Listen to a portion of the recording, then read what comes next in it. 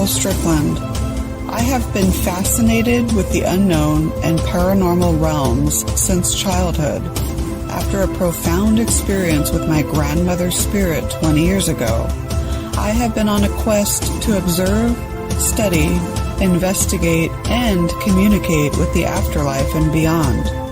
It's been an ongoing journey of exploration and discovery, one that has taught me how mortality and the spirit world are forever bonded through the veils of time.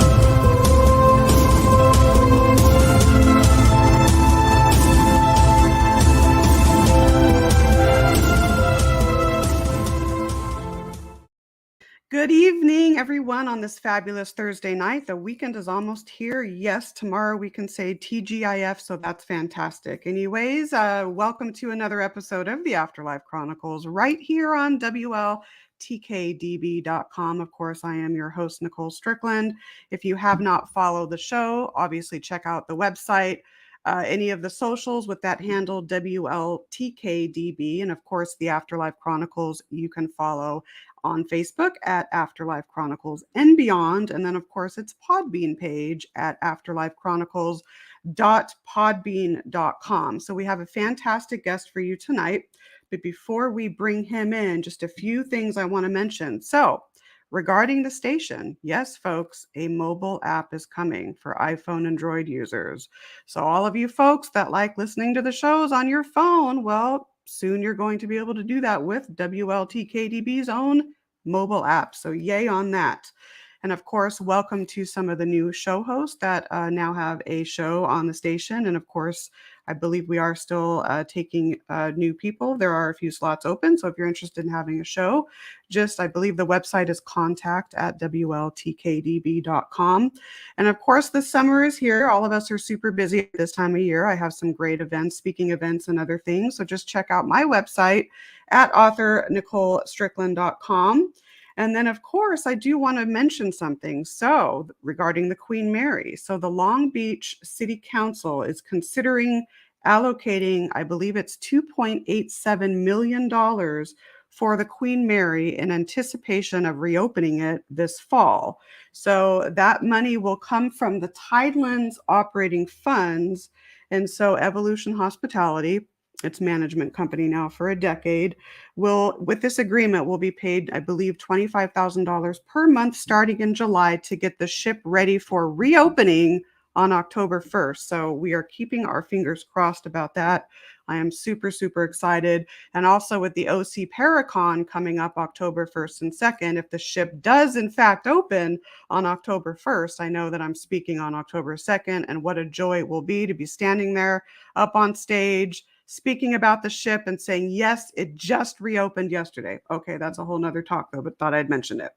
So let's go ahead and bring in tonight's guest. I am super honored to have him, just very talented all around. Robert Lindsy Milne is recognized across the world as one of the most insightful psychic intuitive counselors of his time. He has traveled all over the world giving insight with a lot of his intuitive sessions to people from all walks of life. So, Robert, welcome to the show. It's great having you tonight. Thank you for having me on. I've been waiting and looking forward to this. I know, and I know it was a reschedule, so I apologize for that. It was I think March you were scheduled for, and now it's June. Yeah, March, so you know what? Something like that. Something like that, but you know what? It's all meant to be for you to come on now. So I've been listening to some of your other podcasts and listening to you, and you have so much to offer the world. So I thought I'd talk, because you have a very interesting story about how you learned about your own innate psychic gifts. So if you don't mind, let's start there and start with your story, because I think it's super fascinating. Well, thank you. Last January 17th, actually, I celebrated 57 years of being a professional psychic. Are you serious? Wow. Yeah, I was 15 and a half years old when, oh my gosh. And I was homeless. I lived on the streets, and I got off the street. I heard that if you worked at the Cozy Tea Room doing tea leaf readings and card readings, which I couldn't do, by the way, but if you did that, if you worked in the afternoon, you would get sandwich and a cup of tea. And if you worked at night, you would get a hot dinner, a cup of tea, and you'd get paid as well. And Nice. so I applied for that job, and I phoned the owner of the tea room, and I told her, that I could do readings, and I went down and did a reading for her, and that day I started. And I've done more than 100,000 psychic connections over the 57 years that I've been doing this. Now, when I say 100,000 psychic connections, that doesn't mean like I've done 100,000 1-hour readings. Right. I've done 100,000 psychic connections on all the radio shows I've been on, all the phone calls, all the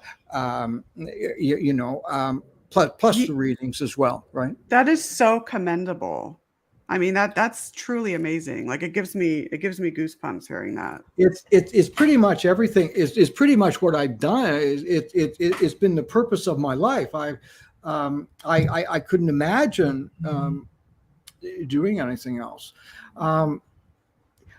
I learned that I had a sense of, the first time I had a sense, I had just come home from school.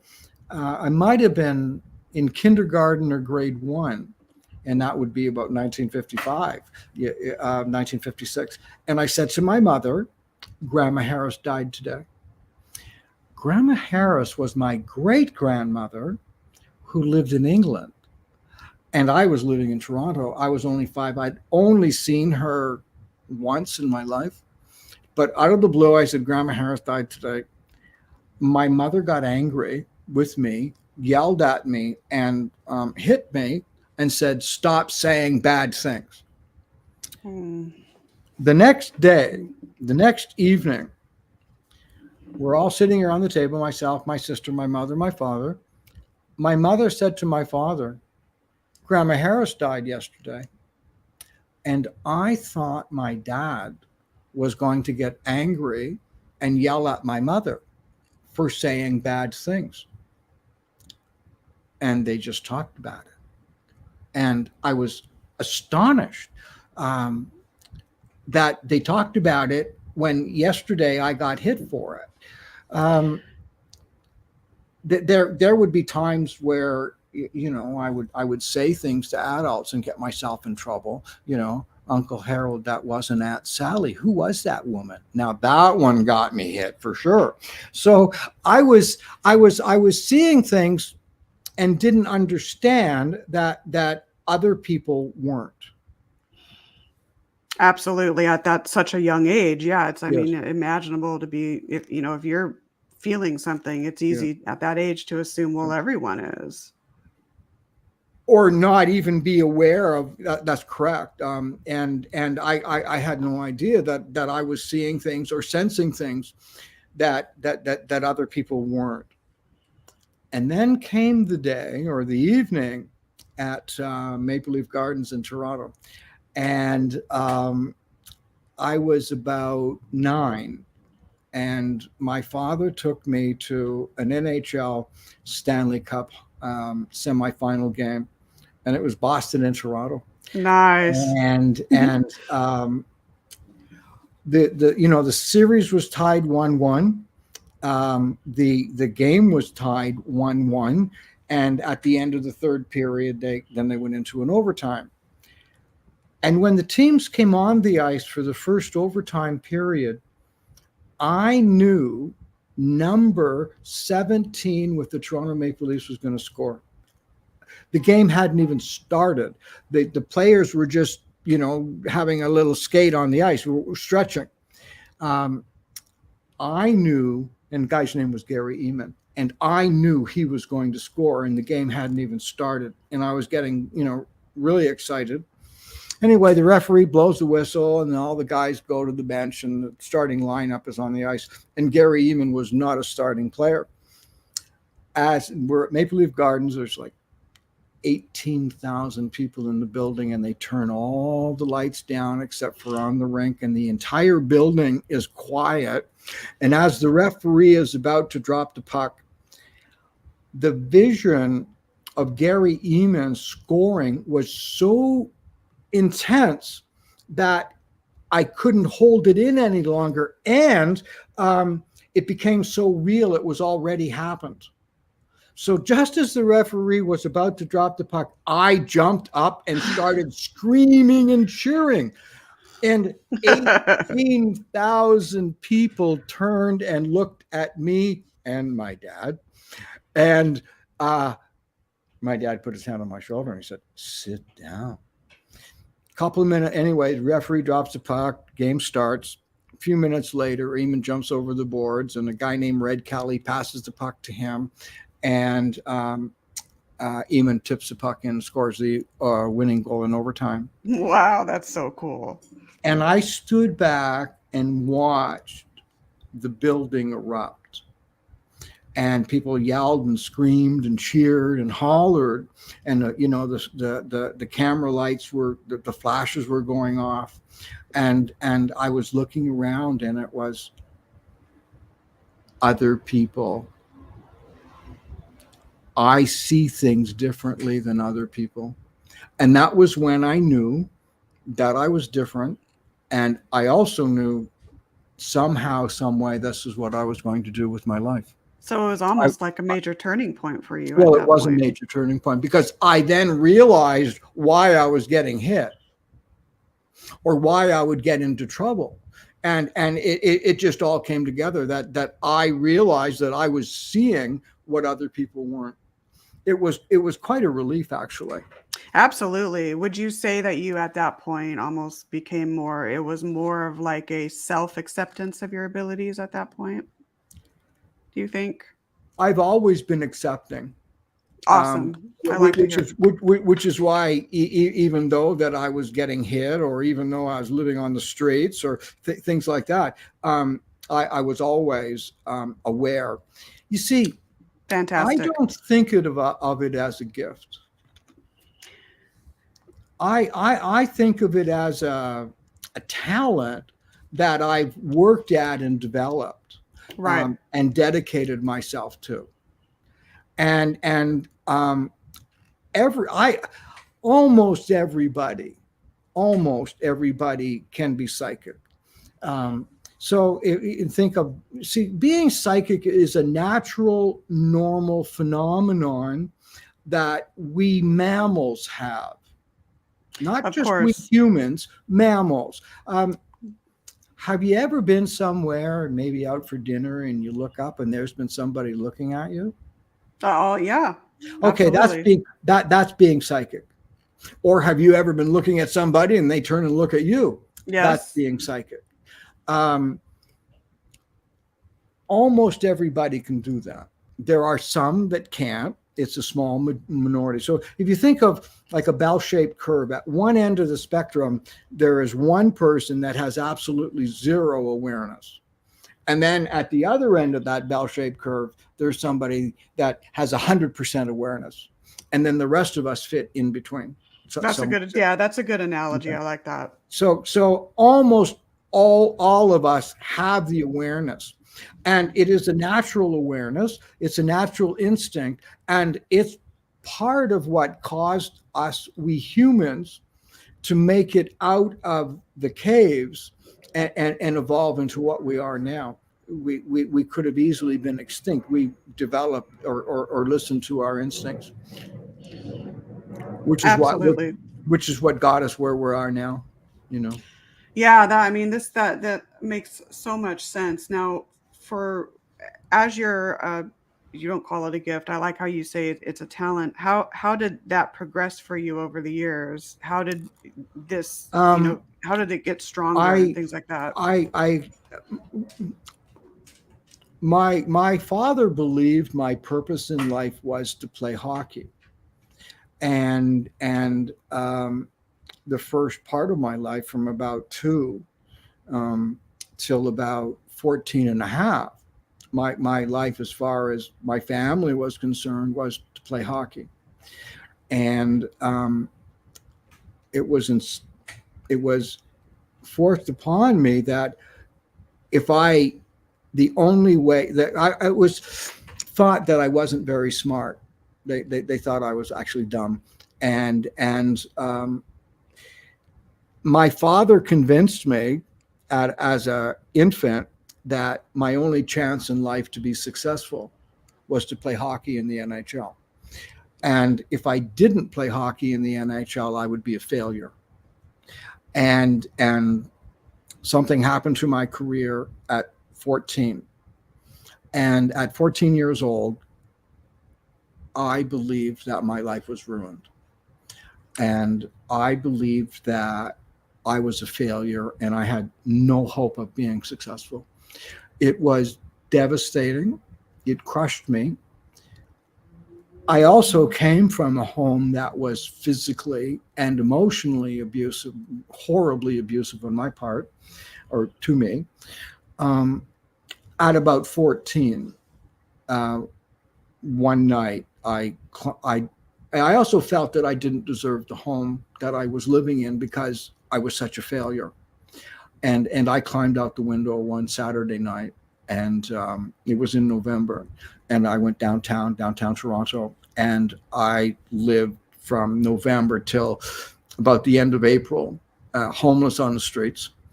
And the police caught me and took me back home. And the following summer, when I turned 15, I left home again and lived on the streets, and never lived back at home with my family again. And I survived on the street using my intuition, my psychic ability to survive. So my skills were honed by surviving on the street. And I knew what I was doing. I knew what was going on. I knew other people weren't saying things. And that's how I survived. And in that time, the times that I was on the street, I never once begged. I never robbed or stole anything. I never committed any crimes other than being a vagrant. I also looked after and took care of people while I was on the street. And that's how I survived. And somebody told me that if you work at the Cozy Tea Room, you could, do readings. You would get paid and you would get fruit. And I applied there. I was 15 and a half. And that day I started doing readings. And that day I had a job to go to. I got paid. I had 2 shifts. I did the afternoon and the evening shift. And the next day I had a job to go to. And that's how I got off the street. And I worked at the Cozy Tea Room from about, till I was about 21. I was, and it was an experience that very few can have. Some days I would see 30 people. Some days I would see 10. And I knew that this was what I was doing, what I was supposed to do. And I would work 5 days a week, 6 days a week, sometimes 7 days a week. And I would every day, 20 people, see 20 readings, or 30 or 10 or 5. And it was like that day in, day out. And there was no temperamentalness. You did the bloody reading. You don't get sensitive. You do the reading. And it doesn't matter if you're sick. It doesn't matter what's going on in your life. Do the reading. And I learned that discipline, seeing one person after the other, after the other, after the other. Oh my goodness. I want to say, I love how you said that you've had acceptance all along. That's very healthy and very important. And this story, I commend you and I thank you for sharing this, because I do think that there's a correlation between, people that have had prior challenges or prior trauma or traumatic experiences. I think there's a connection between that and the intuitiveness. Would you agree with that? Yep. Anyone now, I've mostly been a I left the tea room at around 21, and since that time, I've mostly been a single act, like a one-man show. I do things my way. I started noticing clearly when I started to appear on podcasts a couple of years ago. And what I was noticing is that just about any of the psychics that I had been encountering, I noticed that we all had some trauma. And then I remember, as I was thinking about what it was like back at the Cozy Tea Room and what those people were going through during that time, all of us had severe trauma. And it seems to be part of the training for the job. Why it's that is it develops our survival instincts. Hi, Linda. And you can it causes us to develop our intuition, our instincts. It's survival, and we then can see our abuser and we can read their behavior. That's how we survive. So almost all of us, like that bell-shaped curve I talked about, almost all of us have been abused or deeply injured or traumatized, and in the early days. Yeah, that correlation is so strong, and I almost think too, when you go through tough challenges in life or very traumatic experiences, some people might have more mild or trauma, and others have more severe. I think it does something where the humility starts to kind of supersede the ego a little bit, and so you have that, you gain the traits of humility and empathy. I think with that as well. I think that's true. A lot of us, well, I speak for myself then, I never mind us. I certainly was an angry person in my life. Living on the streets as a child, there were things sometimes you had to do of course, to survive. I was angry at the beatings that I had when I was a child. I was angry at the way I'd been treated. I was a very angry person. We healers, we that caregivers, that care for others, psychics. We don't descend from heaven.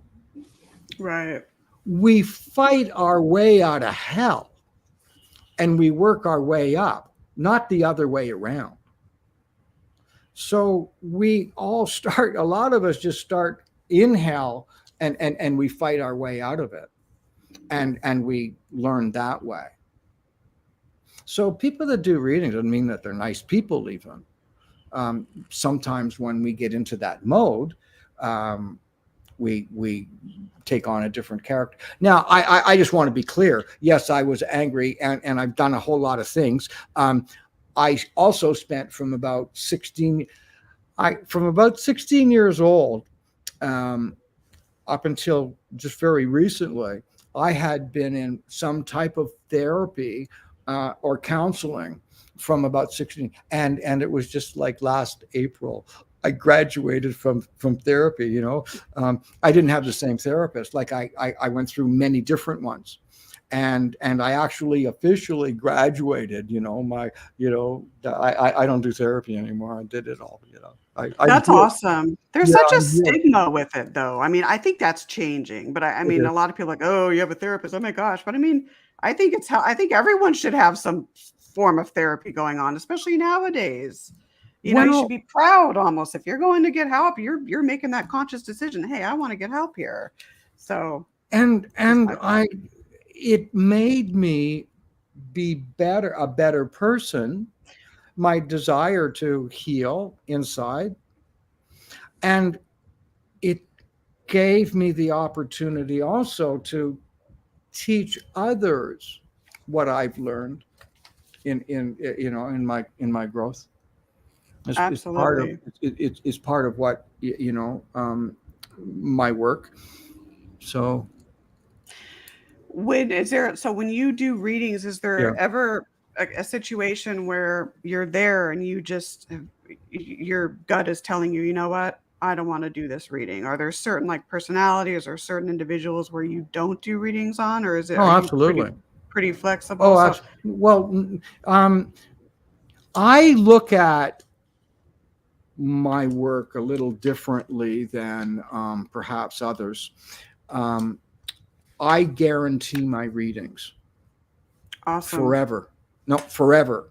I guarantee my work 100% forever. Now, I don't guarantee I'm 100% accurate.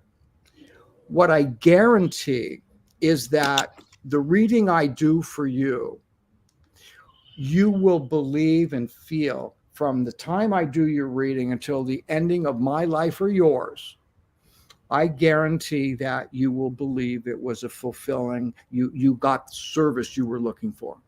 And if for any reason, it doesn't matter whether it was 5 years ago, 5 minutes ago, or 50 years ago, if you tell me that you didn't like your reading or for whatever reason, I just give you back your money. Now you don't get the money back that, so if I did a reading for you in 1976, you're not going to get the $3 or the $5 that you paid me. I'm sorry, you're not going to get what I charge now when you paid me $5, 30 years or 40 years ago. Okay, so you get that money back, and I guarantee it, absolutely, You no know, questions asked. you're the first. I'm trying to think, and I know a lot of psychic mediums. I can't recall hearing anyone else say that, and Well, I admire that. I here's truly some. admire that. Thank you. Now, there are reasons I did that. I like the reasons now. I like that I did it. Um, Besides guaranteeing my readings, I think it was around 1976 or 77, I started recording them. Oh, oh, So much whoa! so, Never mind. My ring light fell. Sorry about that. Go ahead. so I started recording readings, so much so that I will not do a reading unless it's recorded. And I always give that person a copy, of course. And now with today's technology, I keep a copy, everybody. So not only do I guarantee it, I give them their, well, in those days it was a cassette, then it became CD, and now it's an audio or video, and everybody gets a copy, and I'll stand up to, if I did a shitty job, I'll give you back your money. So That's an admirable right there. That is just truly admirable. I so admire that. well, thank you. Now on the other hand, because I guarantee, I also can distinguish when I'm connected, when I'm doing a good reading and when I'm not. And when I notice I'm not doing a good reading, I stop. And when I'm doing a reading for somebody, it is my reading until the reading is over and I decide that I will let them have a copy of the reading. And that is when it's their reading. Until that time, I decide if I want to put my name on it. And if Wow. if I don't feel good about my name being on it, then I simply apologize. I say no charge. And that's just so and I guess another way to say it is I pick and choose the ones that I can connect with the best. I think that's healthy and smart. Okay. So that's how I've been. I wanted to prove to my father that, one, I was legitimate, and I wanted to prove to my father that I was honorable. Of course. So all those things that I did, I never stole anything. Always, living up to my word. Always making sure that my clients received the best, or I wouldn't take their money. Fantastic. I was trying to get approval, So honest acceptance. and Yeah, so honest and yeah, authentic and yeah. professional. We do have to take our one and only break of the hour, so stay tuned. Of course, you're Okay. listening to the Afterlife Chronicles. Our guest tonight is Robert Lindsay Milne, and we will be right back, folks.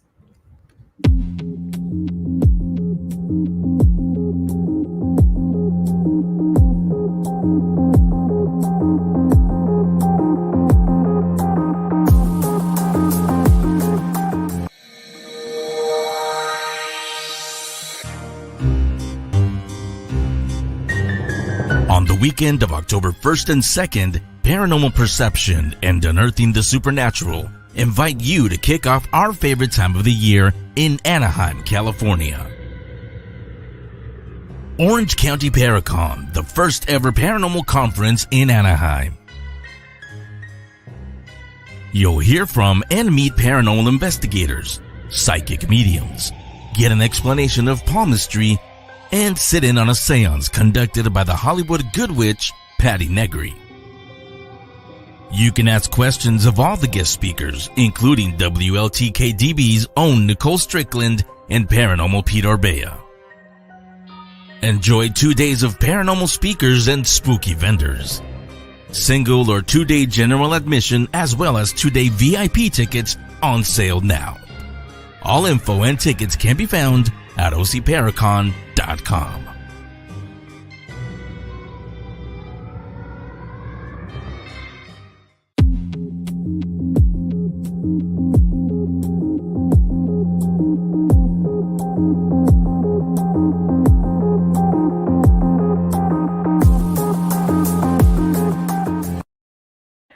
32 minutes past the hour there. Of course, you're tuning right back into the Afterlife Chronicles here. Tonight's special guest is Robert Lindsay Milne.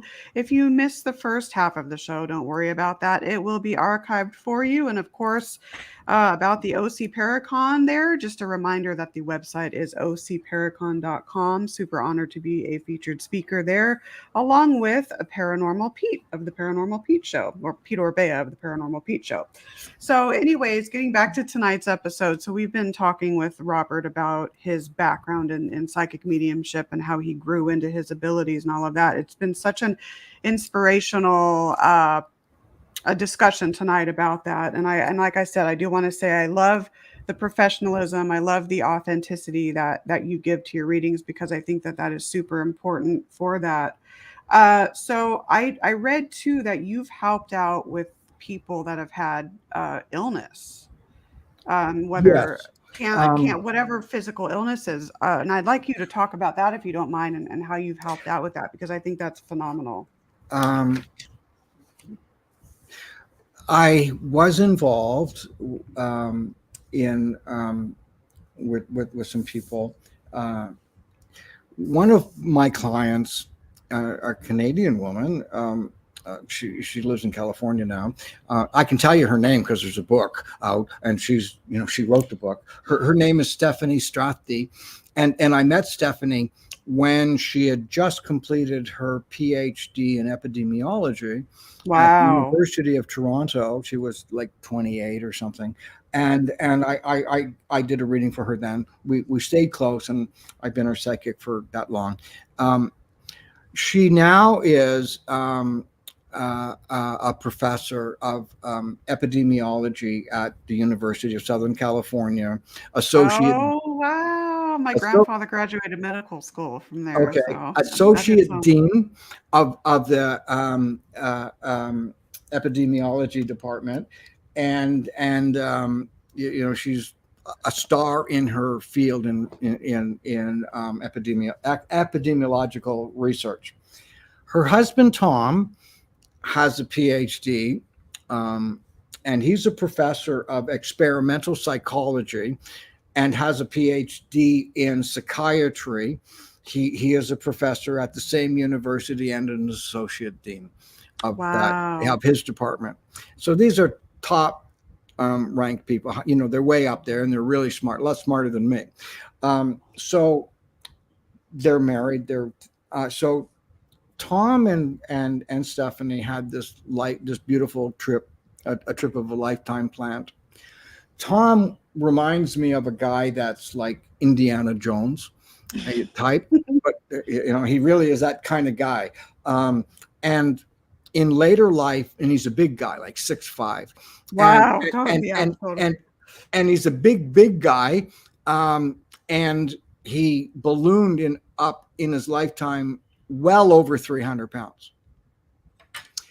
I did a reading for him and I told him, now my way of giving bad news is that I look into the future and see the positive result of the difficulty that they're going to go through. And I tell them about the positive experience that they're going to have.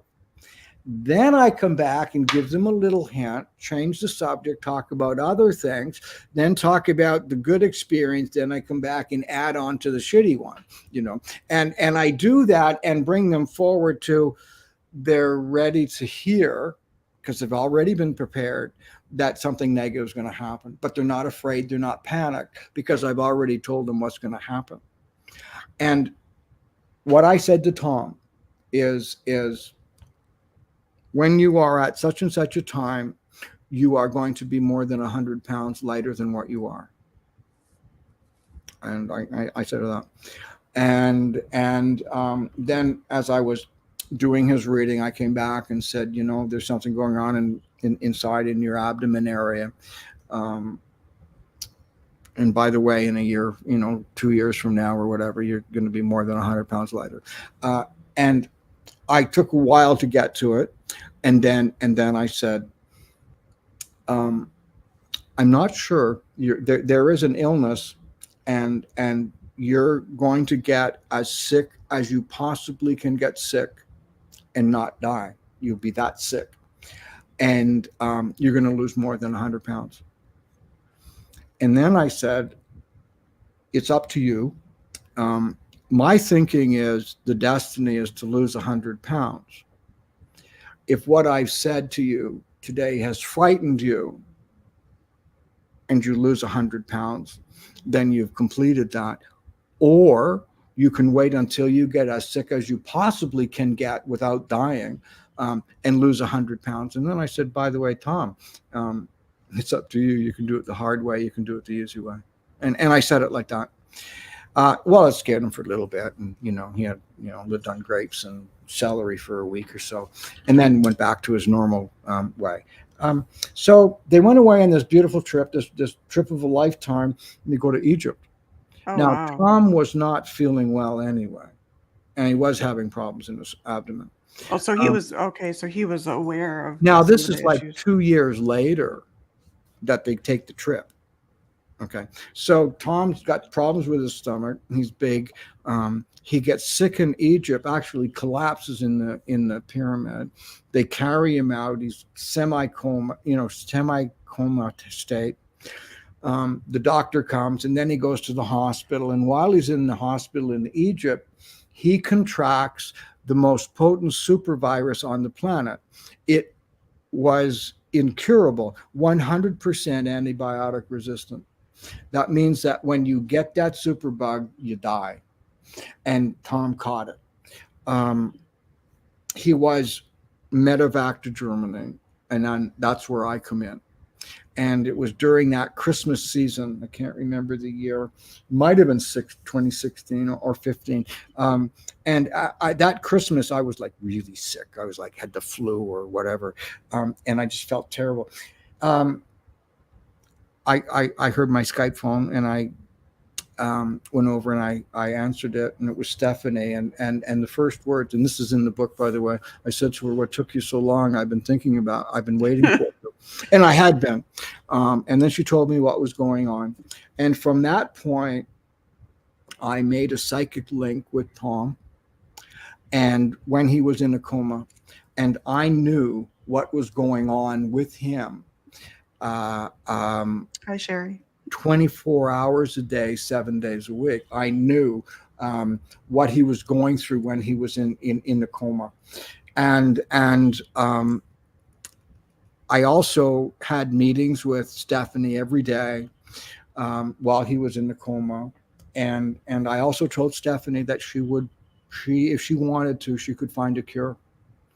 And Stephanie set out to find a cure for her. True story, man. It's a real. She set out to find a cure for an incurable disease, and the clock was ticking. And I was helping her, and then she had all the contacts because of her background, and she put together a group of people, of the most brilliant people on the planet. And it was a concerted effort, or consorted, one of the two efforts. And everyone was working together. And I got the call. I got that job. And I was her counselor, as well as I was with Tom. And I knew when he was in trouble and things like that. And I helped Stephanie find a cure. I helped. I'm not the star of the show, but there were a couple of times where, see, there are a lot of other psychics on the planet that could have done what I did. There are lots. I just, it was just my number came up. It was just my turn. That's so. There's lots of people that could have done it. So I had a connection with Tom. So a psychic. A lot of people could do it, and I knew I visualized a candle, and when the flame was strong, when Tom was in the coma, I knew that he was okay, and when the flame got weak or weaker or flickered, I knew that there were problems, and that's how I was sensing it, and there was this one time. The candle just looked like it was going to go out, and Tom was sick. He was in a coma. He was in isolation. Everybody around him was wearing hazmat suits and stuff like that, and he didn't know where he was. While he was in a coma, he could hear people talk. He could hear them say he was going to die. He could hear all those things. Yep, people do. In comas. Yep. Well, he certainly did, and he was letting go. And they were in Germany, by the way, at a special clinic in Germany. And I said to Stephanie, Tom needs to see his kids. Tom needs to see his children. Yesterday would have been a good day. Today is a good day. Tomorrow's not so good. If you wait longer, don't bother. That night, his two daughters arrived from California. Wow. And I knew that they arrived because the candle went from flickering to just about out to being strong. And that had a psychic not been involved, Tom would have died. This is an example of, medicine and faith and just the divine universe, being there, because, medicine goes a long way, but it can't explain everything. And I do think that the body can heal itself in other ways besides just black and white medicine. And this is an example of that. And this book is The Perfect Predator, correct? Predator. I mentioned in the book 26 times. That's amazing. Good for you. And the reason that I'm pouring a glass of water. I know. I always have my bottle of water here all the time. I can't prove it, but it really is water. I put water in this bottle. It reminds me. Oh, cool. It reminds me of my drinking days, when nobody's around and drink it out of the bottle. That was what I did when I was drinking. Just after a while, just drinking out of the bottle. Yep. I've been there a couple times. Most of us have. Most of us that do this work, have issues like that. It's just part of the job. That this is so inspirational, and so I gather now that he's okay, and is he restored back Indeed, to? so. Well, Tom was older. He's a little bit older than me. He was nearing the end of his career, and he was in a coma for more than 8 months. Oh Um, my goodness. he was within an hour of dying when he got treated with the cure that Stephanie found, and he was inches away from dying, and he was treated, and then it brought him back to life. But it takes a long time, when you go from 330 pounds down to 125. It has a big effect, and many parts of his body took serious hits because of that illness. And he was very weakened, and his he was going into organ failure and things like that. So it took him a pretty long time. That's just such an inspirational story, and I'm glad that he's doing better. And so, Yeah. The Perfect Predator, that's an amazing title for this. It's a brilliant book. When did they write it? Was it around 2018 years or? ago? Yeah, something like that. Something like I told Stephanie that she was going to write a book and it would be successful. No, that's awesome. I also told her that there was going to be a movie, and they're right in the final negotiations for that movie to be produced. Oh, that's fantastic. And you can get that book on Amazon. I mean, I'm sure barnesandnoble.com as well, and all the other online retailers. So The Perfect Predator on Amazon. Fantastic. These hours go by. We just have about maybe like 13 minutes or so. We didn't even get started. I know. Well, you know what? You know what? That means you can come back on if you want. You're welcome back if you want. Yeah, we'll do that. We'll do part 2. We'll do part 3, wherever it takes us. Whenever you're ready. Yeah, absolutely. We'll talk. But so with the few minutes remaining, yes, what advice would you give someone who is new, who is obviously realized that he or she is psychic and actually wants to go that route of doing readings? What would be some advice for that person? I end my podcast. I have my own podcast now. It's called My Side of the Crystal Ball. And what I say at the end of every show, just before we're finished, I'd like to say this: do good, stay safe, and above all, just be kind. Do good things, stay safe, and be kind. I absolutely love that. Oh my goodness. Now, what I would advise somebody that's a psychic is to do readings. I haven't, when I was about 21, I just knew that this was going to be what I do for the rest of my life. And I heard that when a young man becomes a priest, he makes a vow that he will do mass every day of his life. When I was around 21, I made the vow that I would do a psychic reading every day of my life. I did that for a little over 30 years without missing a day. So I either did psychic readings every day or I practiced being psychic. And I would tell people, do readings.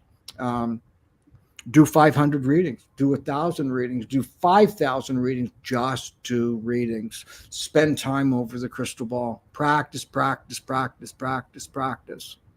Absolutely. That practice goes back to that practice makes perfect, right? Absolutely. Or near perfect, I guess. Absolutely. So if someone wanted to so your services that you offer, talk a little bit about that. And if someone wanted to like book you, how would they go about doing that? Well, you can find me on my website, www.robertlindsaymilne.com. And you can find me on Facebook, Instagram, YouTube, TikTok. And my podcast also is My Side of the Crystal Ball. I love that. That's so cool. Okay. Yeah. Well, I think it's really creative. Wait a sec here. I think it's somewhere. I see it. Right there it is. Ah, okay. So cool. So now I don't use it. I don't use a medium. But what I would say is do readings, practice, do readings. And I think that's what we were talking about. Yeah, we were. And one of the things that's important is you have to learn when you're wrong. and there's a very different feeling to when you're right and when you're wrong, and you need to have that experience. You need to know what it feels like when you just don't sense anything. It's not for me to tell what other people should or shouldn't do in their readings. I myself would never do anything except the best that I could possibly do. Other people, before I would get paid, I would make sure that it would be the best I could do.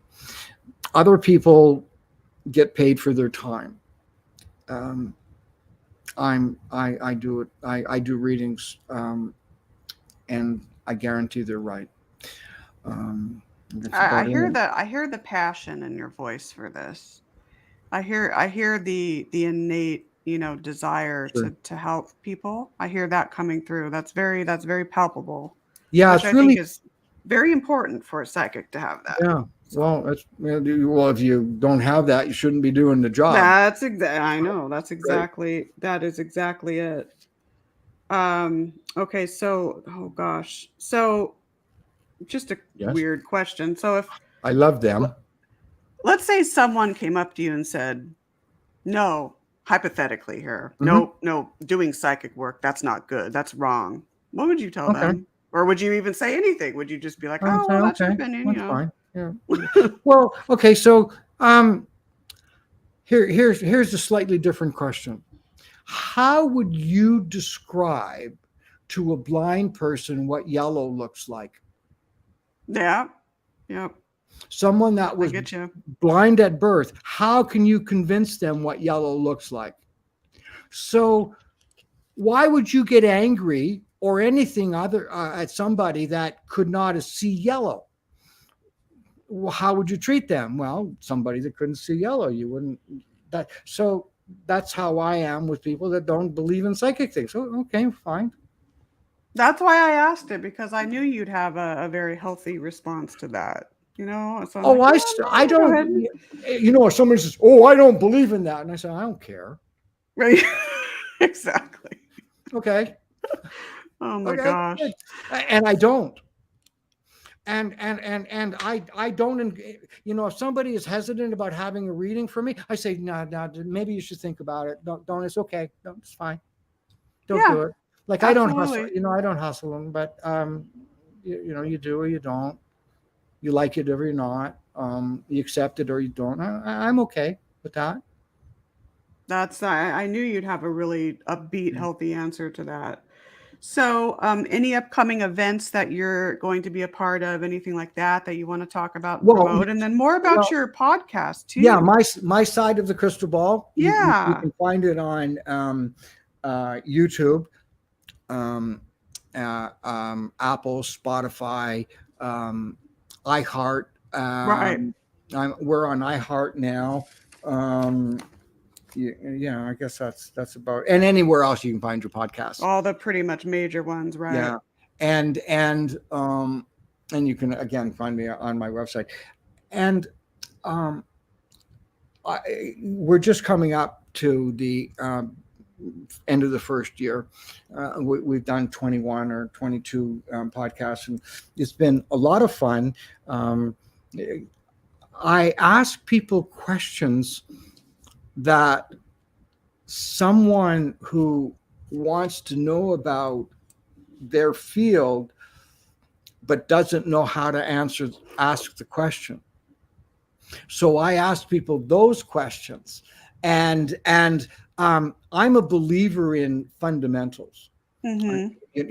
Get it, do readings over and over, practice a discipline, fundamentals, and when you learn the fundamentals and you get good at your work, when you get messed up, you go back to the fundamentals, and so I would encourage people to develop the fundamentals of their practice. Of course. That's what I would encourage. And that's standard pretty much with many different fields in life, Every learning field. those foundational, That's fundamentals.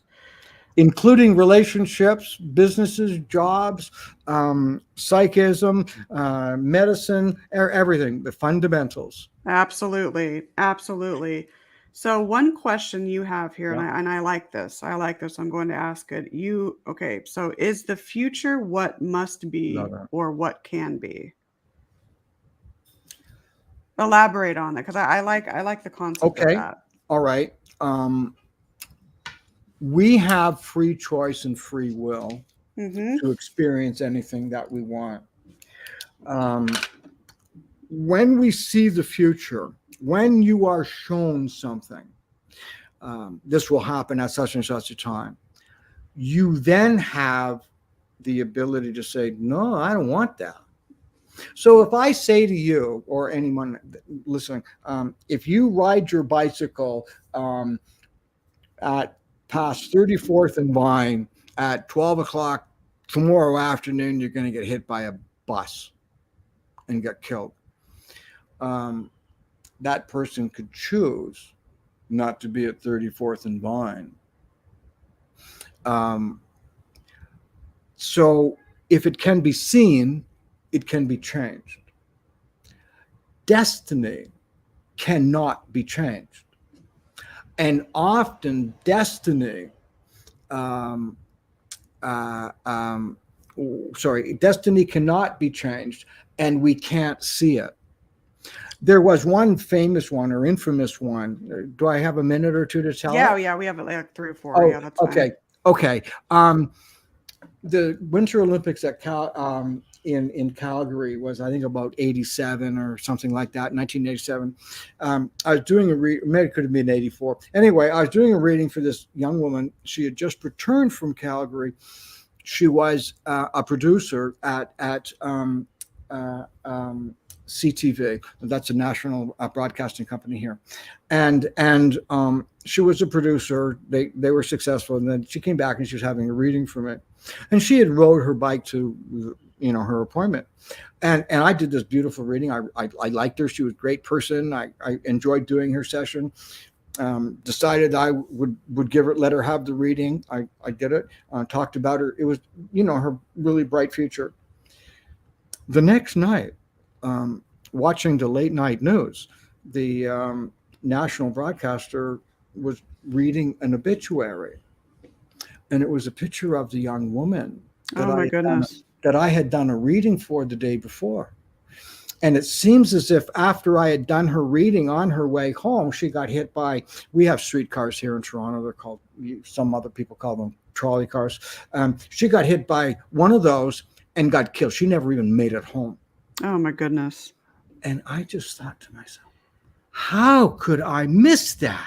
How, if I'm as good as what I say I am or think I am, or other people, how could I have missed that?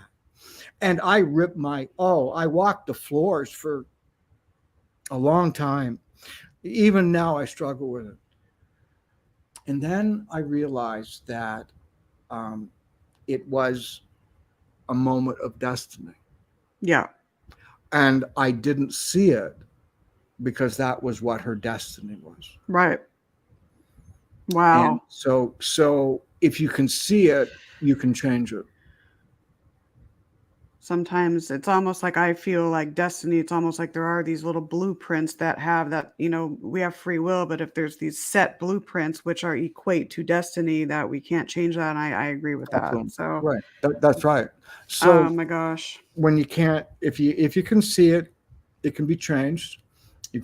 Forewarned is forearmed. If it's destiny, you can't see it and you can't change it. Absolutely. Wow. Thank you so much for Thank coming you. on tonight. It was absolutely an honor talking with you and a pleasure learning about your story. Lots of inspiration there. I'd love to have you back. So we'll talk and then plan for a part 2 if you want. Of course, you're welcome I'm ready. back. Yeah, so there you have it, folks. Thank That was you. Robert Lindsay Milne. What a fantastic individual. He was featured in, of course, the book, The Perfect Predator, which you can find on Amazon and all of the online retailers. Make sure to check out his podcast on YouTube, My Side of the Crystal Ball. It's on all the major audio listening platforms. And again, I hope you all have a fantastic weekend coming up because it is Thursday night. And of course, here at the Afterlife Chronicles, we are bridging the gap between mortality or the mortality in the afterlife, one experience at a time. And then, of course, we are exploring the connection between life, death, and beyond. I actually just flipped that phrase, but that's okay. That's how it came out. So again, have a fantastic weekend, guys, and we will see you next week. All right. Good night.